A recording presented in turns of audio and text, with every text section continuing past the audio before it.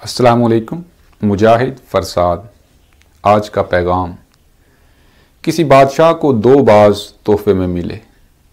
اس نے اپنے ملازم کی ڈیوٹی لگائی کہ ان کی تربیت کرو۔ چند دن بعد ملازم نے آ کر بتایا کہ ایک باز تو اچھی طرح اڑتا ہے، لیکن دوسرا ایک شاخ پر بیٹھ گیا ہے اور کسی صورت بھی اڑ نہیں رہا۔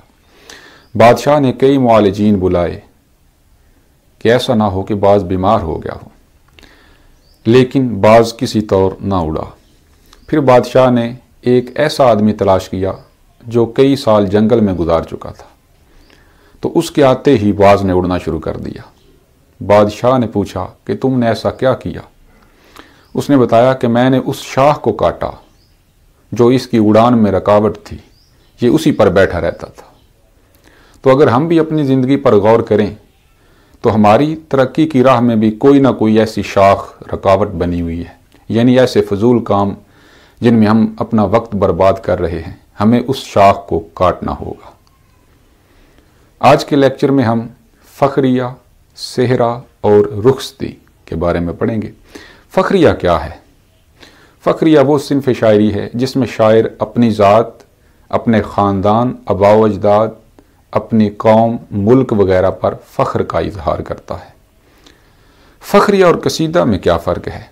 قصیدے میں شاعر کسی دوسرے کی ذات، دوسرے کے خاندان یا ملک کے بارے میں تعریف بیان کرتا ہے، جبکہ فخریہ میں اپنی ذات، اپنے خاندان، اپنی قوم کی تعریف بیان کی جاتی ہے۔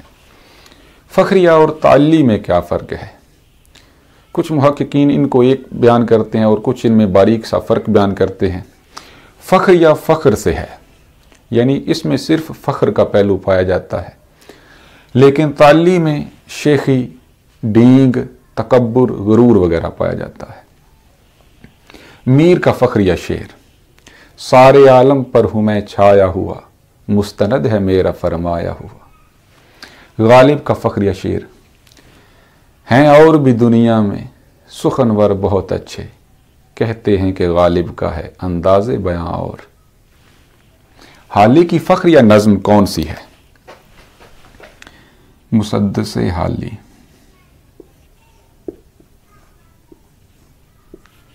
جس کا اصل نام مد و جزر اسلام ہے۔ یہاں ضمناً یہ بھی بتا دوں کہ عام طور پر مسدس حالی کا موضوع پوچھا جاتا ہے تو کہیں پر تابناک ماضی ہے اور کہیں پر مد و جزر اسلام ہے، تو اس کا درست جواب مد و جزر اسلام ہے۔ یہی اس کا نام ہے اور یہی اس کا موضوع ہے۔ اقبال کی فخریہ نظم: علامہ اقبال کی بھی ایک فخریہ نظم ہے، خطاب بجوانان اسلام۔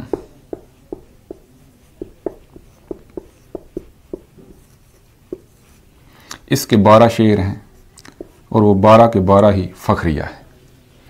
اس کے بعد ہے صحرا۔ صحرے کے لغوی معنی ہیں وہ لڑیاں جو سر سے منہ تک آتی ہیں، لیکن اصطلاح میں صحرا وہ نظم ہے جو شادی کے موقع پر دولہے کے صحرے کی تعریف میں جو نظم لکھی جاتی ہے اسے صحرا کہتے ہیں۔ اس میں دولہے کو دعائیں دی جاتی ہیں اور اس کے خاندان کے ناموں کا ذکر کیا جاتا ہے۔ وہ خاندان میں جس طرح اپنی زندگی گزارتا رہا، اپنے بھائی کے ساتھ، بہن کے ساتھ، والد کے ساتھ، والدہ کے ساتھ، تو ان کا ذکر بھی شعر میں آتا ہے، اس صحرے میں۔ سید احمد دہلوی کی تحقیق صحرے کے بارے میں کیا ہے؟ یہ لکھتے ہیں کہ صحرا سر اور ہار ان 2 ہندی لفظوں سے مل کر بنا ہے، آہستہ آہستہ پھر یہ بگڑ کر صحرا بن گیا۔ یہ تحقیق فرنگ آصفیہ میں ہے۔ صحرے کی حیت کیا ہے؟ صحرے کی حیت زیادہ تر قصیدے کی شکل میں ہوتی ہے، اس کے بعد مثنوی کی صورت میں بھی ہو سکتی ہے، یعنی صحرے کی یہ 2 حیتیں ہیں، قصیدے کی شکل میں بھی ہو سکتا ہے، مثنوی کی شکل میں بھی۔ غالب اور ذوق کا حریفانہ صحرا، اردو میں یہی سب سے زیادہ مشہور ہے۔ شہزادہ جواں بخت کی شادی پر جو صحرا لکھا گیا، پہلے غالب نے لکھا تو اس کے جواب میں ذوق نے لکھا، یہ بہت مشہور ہے اردو میں۔ رخصتی کے معنی، رخصتی کے لغوی معنی ہے رخصت ہونا، الوداع کہنا۔ اصطلاح میں یہ وہ صنف شاعری ہے جس میں شاعر دلہن کی تعریف بیان کرتا ہے، اس کی بڑائی بیان کرتا ہے، اس کے عقل مند ہونے کی باتیں کرتا ہے، اس کی ازدواجی زندگی کی دعائیں کرتا ہے کہ وہ خوشگوار گزرے، اور اس کا وقت بھائی کے ساتھ کیسا گزرا، بہن کے ساتھ کیسا گزرا، والدین کے ساتھ کیسا گزرا، سہیلیوں کے ساتھ کیسا گزرا، اس کے بھی شعر کہے جاتے ہیں۔ اس کی حیت بھی قصیدے کی طرح اور مثنوی کی طرح ہوتی ہے۔ حضرت فاطمہ کی رخصتی کس نے لکھی؟ اردو کے شاعر حفیظ جلندری۔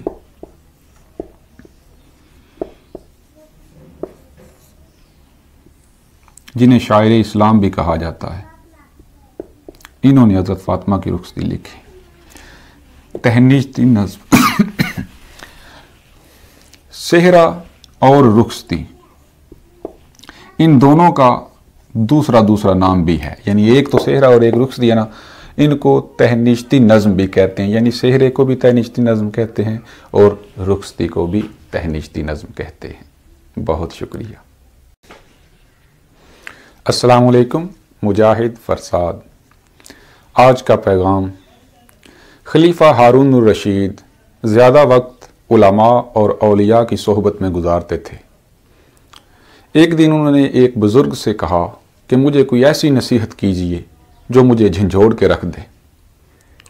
بزرگ نے فرمایا، اگر آپ صحرا میں ہوں اور آپ کو سخت پیاس لگی ہو، ایک گلاس پانی مل سکتا ہو تو آپ اس کے لیے کتنی رقم ادا کر سکتے ہیں؟ خلیفہ نے کہا کہ میں آدھی سلطنت دے دوں گا لیکن اپنی پیاس بجھاؤں گا۔ پھر بزرگ نے فرمایا کہ اگر آپ وہ پانی پی لیں اور وہ جسم سے خارج نہ ہو، آپ کو تکلیف شروع ہو جائے، تو اس تکلیف کو ختم کرنے کے لیے آپ کیا ادا کر سکتے ہیں؟ تو خلیفہ نے کہا کہ میں باقی آدھی سلطنت بھی دے دوں گا لیکن اس تکلیف سے نجات پاؤں گا۔ یہ سنتے ہی بزرگ نے فرمایا کہ وہ بادشاہی جو ایک گلاس پانی اور اس کو خارج کرنے پر ختم ہو جائے، اس پر کبھی غرور نہ کرنا۔ یہ بادشاہی عارضی ہے، ہمارے اختیارات عارضی ہیں، اصل بادشاہی اللہ کی ہے۔ آج ہم سلام اور نوحے کے بارے میں پڑھیں گے۔ سلام کیا ہے؟ سلام وہ صنف شاعری ہے جس نے مرثیے کے بطن سے جنم لیا، لیکن اس میں ماتم وغیرہ کا ذکر نہیں ہوتا۔ اس میں صرف شہیدان کربلا کے اوصاف بیان کیے جاتے ہیں، ان کو سلام پیش کیا جاتا ہے۔ اس کی حیت، سلام کی حیت بالکل غزل جیسی ہوتی ہے۔ سلام میں بھی مطلع، مقطع، ردیف، قافیہ، یہ ساری چیزیں ہوتی ہیں۔ سلام اور غزل میں مماثلت، یہ حیت والی ہی مماثلت ہے۔ اس میں فرق کیا ہے؟ غزل میں عشق مجازی والے اشعار ہو سکتے ہیں لیکن سلام میں ایسے شعر نہیں ہو سکتے۔ غزل میں بھی ہر شعر الگ الگ مفہوم رکھتا ہے مماثلت کے لحاظ سے، اور سلام میں بھی ہر شعر مفہوم الگ اس کا ہو سکتا ہے، الگ الگ شخصیات کے بارے میں ہو سکتا ہے، اور فرق ان میں یہی ہے کہ سلام میں ہم عشق مجازی کے اشعار شامل نہیں کر سکتے۔ سلام کے شعروں کی تعداد تقریباً 10 سے 12 رہی ہے، تو پھر محققین کا کہنا یہی ہے کہ سلام کے شعروں کی تعداد 10 سے 12 ہوتی ہے۔ سلام کو کن شعراء نے ترقی دی؟ جن شاعروں نے مرثیے کو ترقی دی، انہوں نے ہی سلام کو ترقی دی۔ کیا سلام کا عنوان تجویز کیا جا سکتا ہے؟ نہیں، یہ بھی مماثلت میں آ جاتا ہے۔ غزل اور سلام کی مماثلت میں جس طرح غزل کا عنوان نہیں ہوتا، اسی طرح سلام کا عنوان بھی نہیں ہوتا۔ مشاعرہ، مناظمہ اور مسالمہ میں کیا فرق ہے؟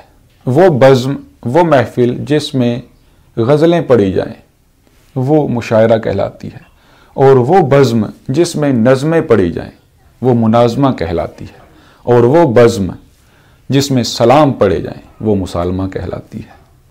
رفیع سودا نے کتنے سلام لکھے؟ رفیع سودا نے کل 12 سلام لکھے ہیں، جن میں سے 3 مربع کی شکل میں۔ ویسے تو سلام کی حیت غزل کی ہوتی ہے، لیکن رفیع سودا کے ہاں 3 जो सलाम है ना वो मुरब्बा की शक्ल में और 9 सलाम गज़ल की हैत में है। कुल 12 सलाम लिखे इन्होंने। नोहा क्या है? नोहा वो सिन्फ शायरी है जो सीना जनी और मातम के लिहाज से की जाती है, यानी शेर इस तरह लिखे जाते हैं कि उनमें मातम और सीना जनी का लिहाज रख कर वो शेर लिखे जाते हैं। इसकी हैत भी सलाम और गज़ल वाली है। नोहा के लिए 2 बातों का ख्याल रखना ज़रूरी है जो इसकी तारीफ में भी शामिल है। कदमों की चाप और हाथों की थाप।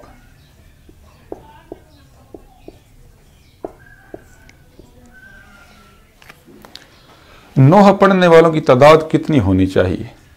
नोहा पढ़ने वाला कम से कम 1 बंदा या ज़्यादा से ज़्यादा 2 बंदे होते हैं, लेकिन मिसरे दोहराने के लिए कोई तादाद मखसूस नहीं।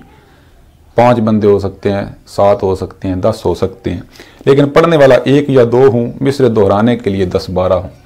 मीर अनीस ने कितने नोहे लिखे? मीर अनीस ने कुल 13 नोहे लिखे। तो आज हमने सलाम के बारे में पढ़ा। इंशाअल्लाह अगले लेक्चर में हम नस्र पर गुफ्तगू करेंगे। बहुत शुक्रिया।